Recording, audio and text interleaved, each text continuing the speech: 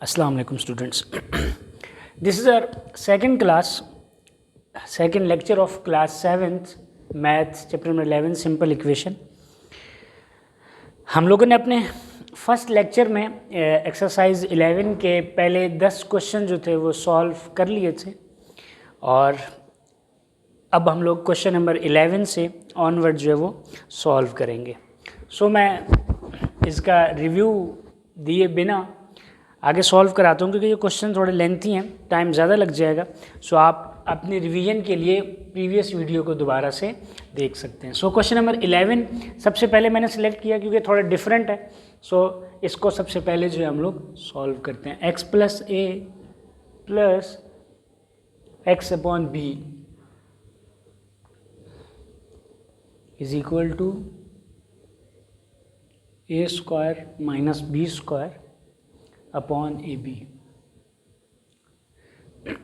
सबसे पहले इस क्वेश्चन को देखते ही मेरे माइंड में जो सबसे पहली बात आई कि स्टूडेंट्स के दिमाग में सबसे पहले यही बात आएगी कि आपने बताया था कि सिंपल इक्वेशन में मैक्सिमम पावर 1 होती है बट यहाँ पे पावर तो 2 लगी हुई है.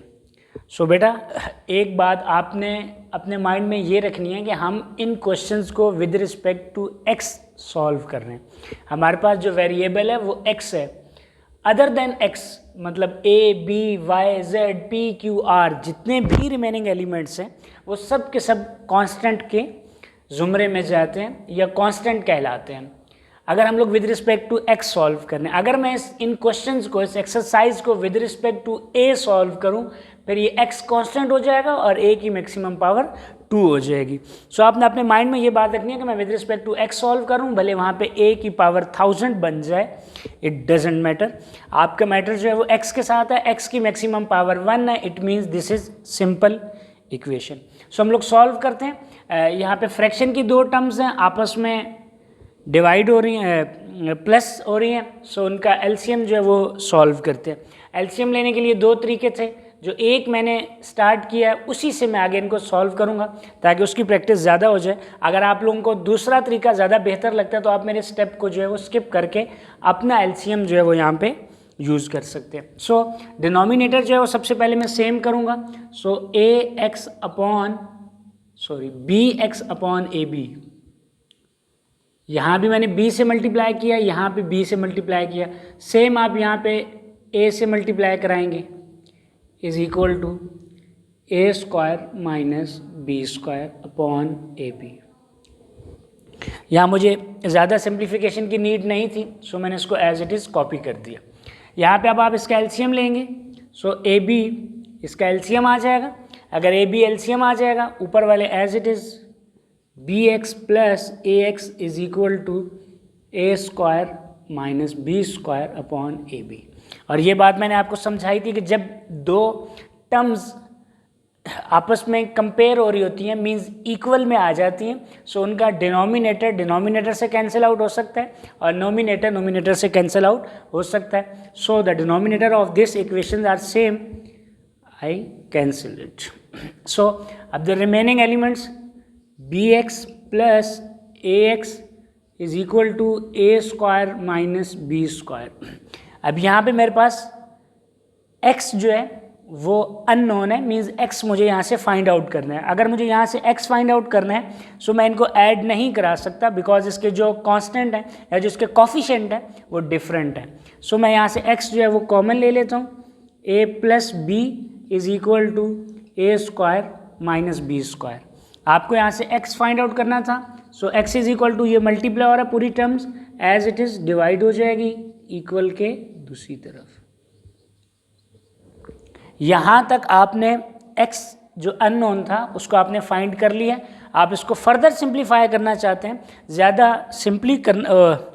ज़्यादा इसको सॉल्व करना चाहते हैं, ज़्यादा सिंप्लीफाई करना चाहते हैं तो आप इसका एक स्टेप जो है वो और भी कर सकते हैं. इसका फॉर्मूला जो है जो आपने चैप्टर नंबर 10 में पढ़ा था आप वो फॉर्मूला अप्लाई कर दें. सो ये और ज़्यादा सिंप्लीफाई हो जाएगा. यहाँ पे ये a plus b cancel out. So x is equal to a minus B.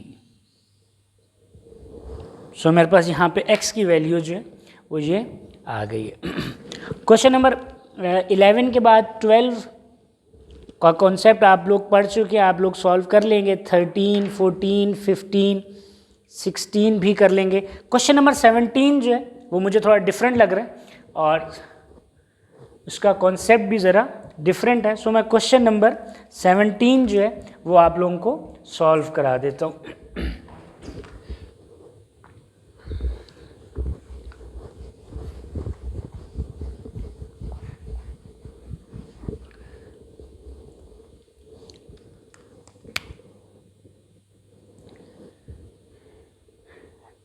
x minus a upon L, x minus a upon L plus x minus b upon m a plus b is equal to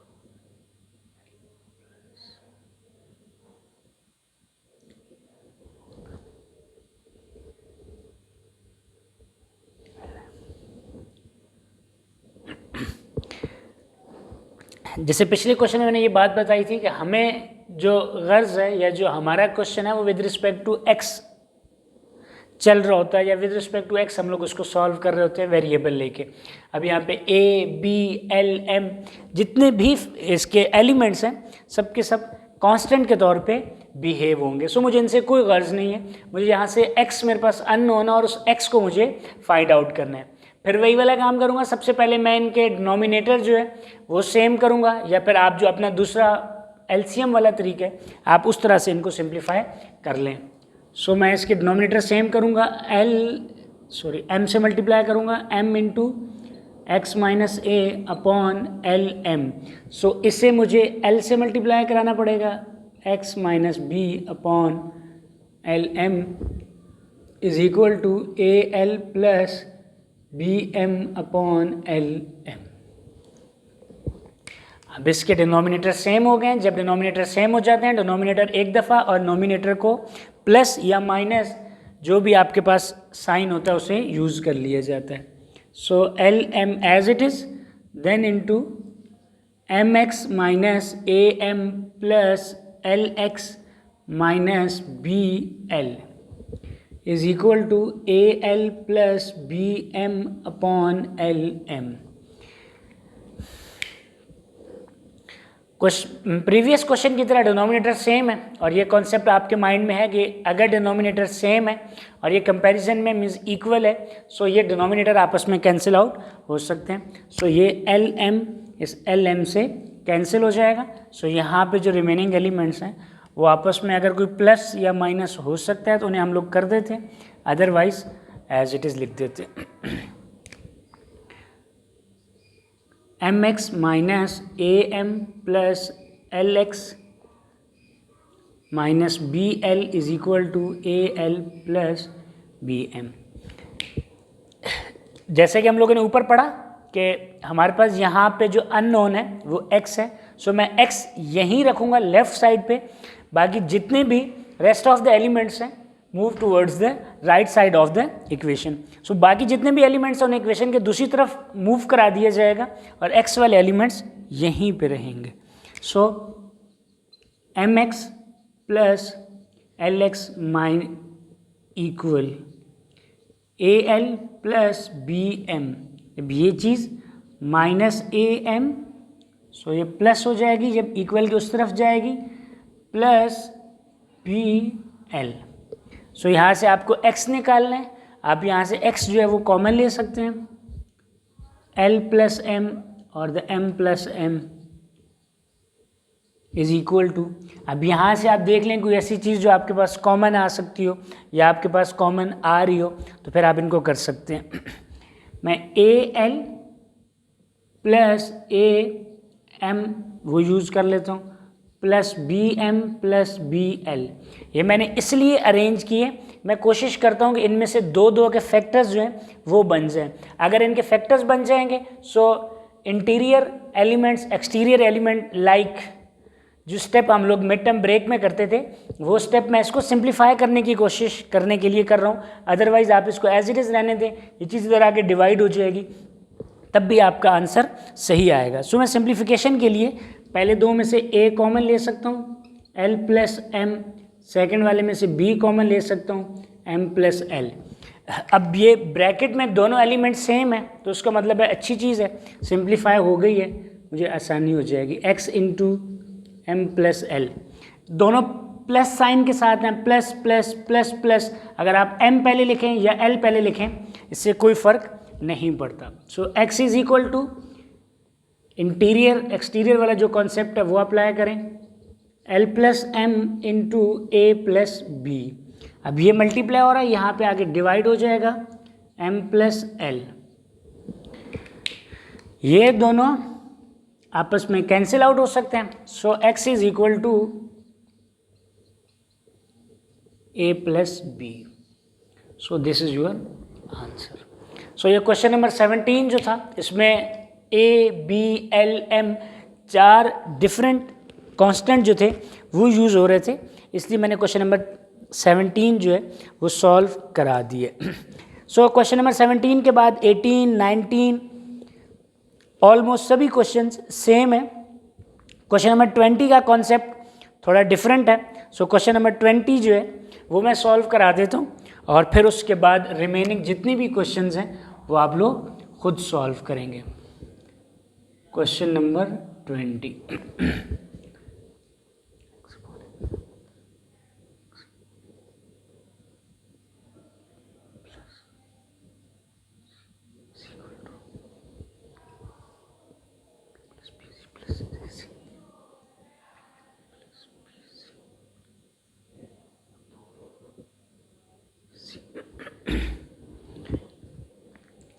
अब दोबारा मुझे यहाँ पे ए b सी ये तीन different constant है और x की रिस्पेक्ट से मैं इसको सॉल्व कर रहा होता हूँ।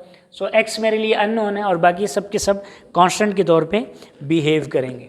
सो अभी आप तीन फ्रैक्शन की टर्म्स हैं आपस में प्लस हो रही हैं। जब तीन फ्रैक्शन की टर्म्स आपस में प्लस होती हैं तो उनका एलसीएम लिया जाता है।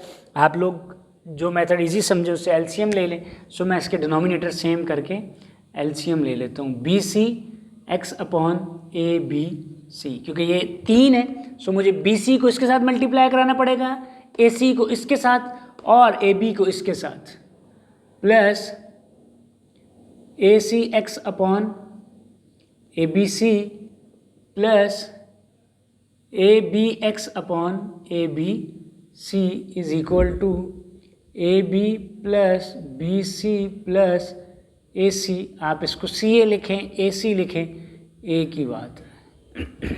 सो अब इनके डिनोमिनेटर सेम हो चुके हैं। सो डिनोमिनेटर एक दफ़ा आ जाएगा ए बी सी और ऊपर वाले element b c x plus a c x plus a b x equal to a b plus b c plus a c upon a b c. अब मुझे एक चीज़ जो और नज़र आ रही है कि अगर मैं यहाँ से इन तीनों एलिमेंट में से x जो है वो कॉमन ले लूँ, अगर मैं x कॉमन ले लूँ तो ये टर्म और ये टर्म दोनों सेम आ जाएंगी, जिससे मुझे इन्हें फर्दर सॉल्व करने में ज़्यादा आसानी हो जाएगी। सो यहाँ से आप x कॉमन ले लें। x अगर आप इसमें से कॉमन ले लेते हैं, b c plus a c plus a b upon a b c is equal to a b plus b c plus a c upon a b and c. जैसा कि मैंने आप लोगों को पहले बताया था कि जब इक्वालिटी आ जाती है, मीन्स जब ये कंपैरिजन में आ जाते हैं, सो डिनोमिनेटर डिनोमिनेटर से एंड न्यूमिनेटर न्यूमिनेटर से कैंसिल आउट हो सकता है। सो आप a b c cancel, a b c and complete cancel out हो सकते हैं। सो आपके पास जो x की वैल्यू आ जाएगी वो डायरेक्टली यहाँ से 1 आ जाएगी। एक चीज़ जो मैं आपको एट द एंड बता देता हूँ कि अगर ये मल्टीप्लाई या डिवाइड में कट जाते हैं तो उसका आंसर 1 आता है। अगर ये प्लस या माइनस में आपस में आप इन्हें कैंसिल आउट करते हैं तो उसका आंसर 0 आता है, क्योंकि 0 एडिटिव आइडेंटिटी है और 1 मल्टीप्लिकेटिव आइडेंटिटी है। Means that x upon x is equal to 1 and x minus x equal to 0। जैसे कि ये अपॉन में एक दूसरे के साथ कैंसिल आउट हुए, प्लस माइनस नहीं हुए, तो 1 आंसर आया। अगर ये प्लस माइनस में कैंसिल आउट होते तो फिर इनका आंसर 0 आ जाता। सो इसके जो रिमेनिंग क्वेश्चन है वो आप लोग खुद भी सॉल्व कर सकते हैं। आप सॉल्व कीजिएगा, समझ नहीं आएगी तो मैं इंशाल्लाह दोबारा इसका एक लेक्चर जो है वो रिकॉर्ड करा दूंगा। सो मैं रिव्यू कर देता हूँ हल्का सा, ताकि आप लोगों को रिवाइज हो जाए। सिंपल इक्वेशंस में वो इक्वेशंस होती हैं जिस वेरिएबल के साथ आप इन्हें सॉल्व करते हैं उसकी मैक्सिमम पावर 1 होती है। सो सिंपल इक्वेशन में सबसे पहले आपने बोर्ड मास जो है वो देखना है, अगर इम्प्लीमेंट हो रहा है वो लगा देना है। फिर एक अननोन होता है, बाकी सब नोन होते हैं। आप उन्हें अननोन को लेफ़्ट साइड पर रख के और नॉन को राइट साइड पर रख के प्लस माइनस जो भी उनका प्रोसेस चल रहा होता है वो आपने सॉल्व करना है। इस तरह से सॉल्व हो जाता है। फिर अगर ये फ्रैक्शन में आ जाती हैं तो सबसे पहले फ्रैक्शन की टर्म्स जब आपस में प्लस या माइनस होती हैं तो उनका एलसीएम लिया जाता है। एलसीएम लेने के बाद इक्वलिटी आ जाए, मीन्स के कंपैरिजन में आ जाए, कंपेयर हो रहे हो तो डिनोमिनेटर डिनोमिनेटर, न्यूमिनेटर न्यूमिनेटर से कैंसिल आउट, और देन फिर ये सिंप्लीफिकेशन के बाद वही वाला प्रोसीजर आ जाता है।